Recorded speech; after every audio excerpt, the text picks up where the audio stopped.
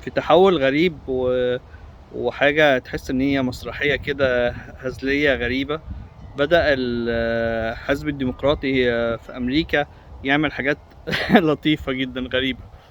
امبارح في مطالبات كتيرة في CNN، يعني بدأت في CNN وبدأت تكتبوا عليها في الصحافة وكده. بدأت من واحد من مديرين الحملة بتاعت أيام لما كانت هاريس مترشحة للرئاسة الأمريكية، كامالا هاريس.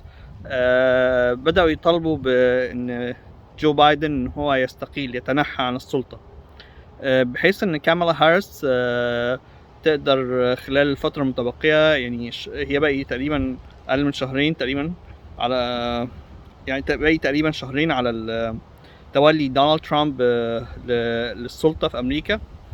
فإن هو جو بايدن خلال شهر يعلن استقالته، فيبقى هي مثلا رئيسة لأمريكا لمدة 30 يوم. بيقولوا دوت هيعمل، يعني عايزين يعملوا ده عشان هي تبقى أول رئيسة للولايات المتحدة الأمريكية، وأول يعني سيدة سمراء تحكم الولايات المتحدة الأمريكية، وأول مش عارف ايه حاجات كده، يعني أول وأول وأول وكده. وعشان تبقى هي الرئيسة رقم 47 للولايات المتحدة الأمريكية، و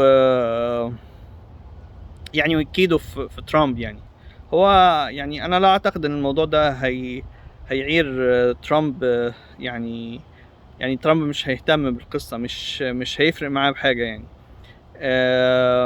الفكرة ان هو لو حصل دوت، الموضوع ممكن يأتي بحاجات سيئة جدا على الحزب الديمقراطي هنا في امريكا، لان هما الناس بقالهم فترة مش قليلة بيشككوا في قدرات جو بايدن، لان هو عمال يعمل حاجات كتيرة غريبة.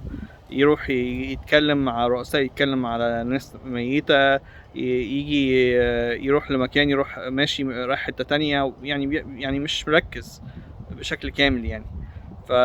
فلو حصل دوت ان هو رئيس بيتنحى، فكده هيشككوا في قدراته، وان هو الحزب كان بيداري على وضعه الصحي يعني، والكلام دوت. فمش عارف، تفتكروا ده هيساعدهم ان هم يحلوا الموضوع او يحلوا الازمة؟ طبعا الهزيمة بتاعت هاريس كبيرة، والهزيمة بتاعت الحزب الديمقراطي لغاية دلوقتي كل شوية بتزيد اكتر. ال ال الحزب او يعني بيسموه مجلس النواب، اللي هو House of Representatives.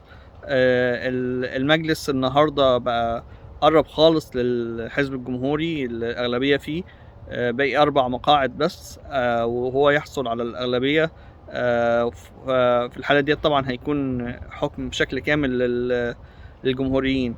ف يعني في كلام ان كتير ان الحزب الديمقراطي بيحاول ان هو يعيد ترتيب الداخل الحزبي ليه، لان هو طبعا هو كان بيشتغل ان هو يعتقد ان هو حزب النخبة وكده. فهو لازم يرجع بقى يشوف الشارع، يشوف الناس اللي بتشتكي، يشوف مشاكل الاقتصادية، يشوف الحاجات ديت، لان هم تسببوا في وضع سيء. طبعا الاقتصاد الامريكي اقتصاد ضخم، يعني انت بتتكلم في، يعني اعتقد تقديرات بتتكلم في 6.7 تريليون دولار، يعني حوالي 6700 مليار دولار هي الميزانية الاقتصاد الامريكي. فهم بكل سهولة، يعني لو هما كان عندهم إدارة صحيحة للموارد وللدنيا، ما كانش أمريكا، يعني ما كانش الوضع الاقتصادي الأمريكي وصل للوضع الحالي ده. بس هي إدارة سيئة، شاركت في حروب وعملت مشاكل، زودت أسعار الشحن بقت 3 أضعاف و4 وأكتر، يعني بسبب مشاكل الحرب وغيره. فزود الاقتصاد العالمي، زود الأعباء على الاقتصاد العالمي، الاقتصاد الأمريكي وعلى المواطن الأمريكي وغيره. دونالد ترامب ممكن يعمل حاجات كتيرة بسهولة، تعمل تعديلات كبيرة تحس بيها الناس بسرعة، لكن مش زي ما قلت قبل كده، مش هيبقى معاه المفتاح السحري ان هو في يوم وليلة كل حاجة تتغير. فهنشوف الدنيا تمشي ازاي، والتوفيق للجميع. شكرا وتحياتي.